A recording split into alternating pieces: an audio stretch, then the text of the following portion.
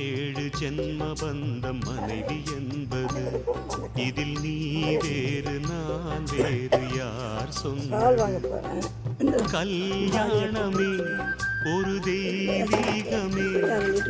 சம்சாரமே அதன் சந்தோஷமே ஒரு வானும் நிலவும் திரிந்து வாழுமா ஏழு ஜென்ம பந்தம் மனைவி என்பது இதில் நீ வேறு நான் வேறு யார் சொன்னது